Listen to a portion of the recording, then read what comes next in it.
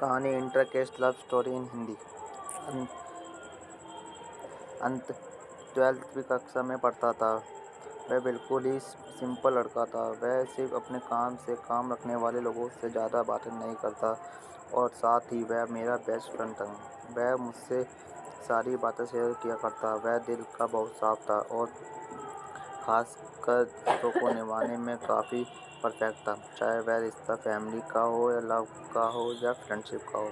उसी दौरान हमारे स्कूल में टीचर की एंट्री होती है जिसका नाम सोनिया था। अनंत ऐसे तो काफ़ी सिंपल लड़का था और वह अपने लिए भी एक सिंपल लड़की चाहता था। उसका कहना था कि उसे किसी को भी शक्ल या सूरत से कोई मतलब नहीं, बस लड़की दिल की साफ होनी चाहिए।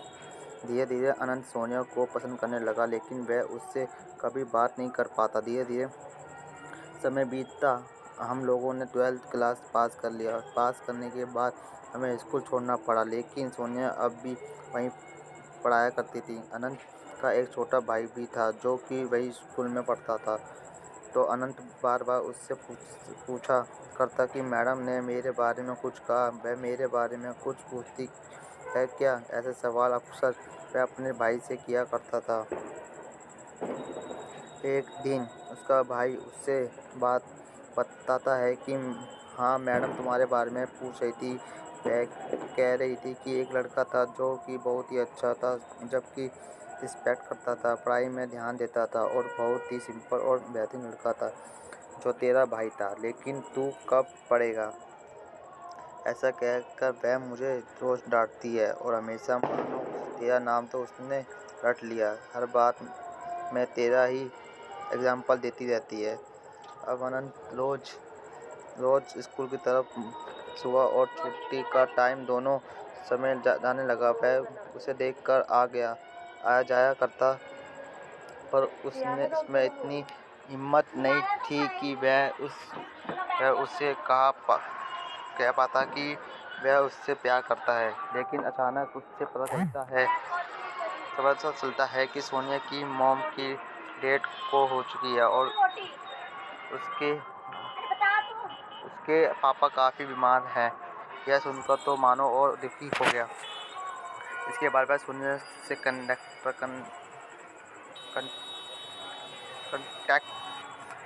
करने के लिए उसका नंबर ढूंढने लगा। बहुत मकसद के बाद उसका नंबर मिला और भी एक दिन उसने हिम्मत करके उसे व्हाट्सएप किया। अनंत ने लिखा नमस्ते जी, तो उधर से रिप्लाई आया नमस्ते कैसे हो तुम। फिर अनंत ने जब दिया कि आपने मुझे पहचान लिया, तो फिर सोनिया ने रिप्लाई दिया हाँ मैं आपने स्टूडेंट को कैसे नहीं पहचानूंगी। इतना होने के बाद भी अनंत में इतनी हिम्मत नहीं थी कि वह उससे अपने दिल की बात कह पाता। धीरे धीरे उन दोनों में बातचीत बढ़ने लगी तो पता चला सोनिया बहुत पसंद आती थी। कभी कभी वह शायद से रिलेटेड बातें भी किया करती थी, लेकिन अब अनंत सोनिया के दिल के करीब आ चुका था। सोनिया अपने दिल की हर बात अनंत के साथ शेयर करती थी। आगे एक दिन ऐसा आया जब अनंत सोनिया को कहा कि मैं आपसे बहुत प्यार करता हूँ, आई लव यू, और मैंने जहर खा लिया है, मैं मरने वाला हूँ। तभी सोनिया को सुनकर जोर से रोने लगी और बोली प्लीज़ ऐसा मत करो, मैं तुमसे प्यार नहीं करती हूँ, लेकिन मैं तुम्हारे घर आ रही हूँ। लेकिन अनंत तो नौटंकी कर रहा था। तभी अनंत ने उसे समझाया सोनिया को कि देखिए ऐसा जैसे आपको मेरी ज़िंदगी की इतनी फ़िक्र है, इसी तरह आपको भी अपनी ज़िंदगी की फ़िक्र होनी चाहिए। आपकी ज़िंदगी कितनी अनमोल है यह बताना चाहता था। जैसे आपको मेरी जान इतनी प्यारी है, उसी तरह मुझे भी आपकी जान बहुत प्यारी है। तो कभी भी सच के बारे में बात मत कीजिए, वरना मैं सच में जहर खा लूँगा। इतनी बात करके रात हो गई, वह दोनों सो गए और अगले दिन सोनिया ने अपनी प्रॉब्लम अनंत के साथ शेयर की। उसने बताया कि मेरी मम्मी की डेथ हो चुकी है और माँ के बिना जीना बहुत अजीब सा लगता है। बताओ मैं क्या करूँ। घर में मेरी भाभी मुझसे झगड़ा किया करती है, मुझसे बहुत सताती है, भाई हर बात पे डांटता है। यह सुनकर अनंत साथ सो नहीं पाया और अगले दिन जब दोनों की बात हुई तो सोनिया ने अनंत को बताया कि कल रात को मैं सो नहीं पाई, मैं रात भर रोई हूँ और मेरी आंखें सूज गई। अनंत ने कहा कि तुम अकेले नहीं रोई, मैं भी रात भर रोया हूँ। अब धीरे धीरे सोनिया को अनंत पसंद आने लगा। 31 दिसंबर को अनंत का बर्थडे था। बर्थडे पर सोनिया ने अनंत को एक वॉच गिफ्ट की, जिसे देखकर अनंत बहुत ही खुश हुआ। अब दोनों में बातें बढ़ने लगी। दोनों दिन रात किया करते थे। जब सोनिया ने भी अनंत से प्यार करती थी, पर प्यार का इजहार उसने कभी नहीं किया। वह सोचती थी कि अनंत हिंदू और मैं मुसलमान हूँ, हम लोग दोनों कभी नहीं मिल पाएंगे। लेकिन अनंत बिना डरे अपने प्यार का इजहार कर दिया करता। वह उसे रोज़ दिन आई लव यू कहा करता था। लेकिन सोनिया अनंत को समझाती कि हम लोग दोनों अलग कास्ट के हैं, हम लोग कभी नहीं मिल पाएंगे। ऐसा सुनकर अनंत का दिल रोज़ टूट गया करता और वह सोनिया से कहा करता कि मैंने आपसे प्यार करता हूँ और हमेशा आपसे ही प्यार करूँगा।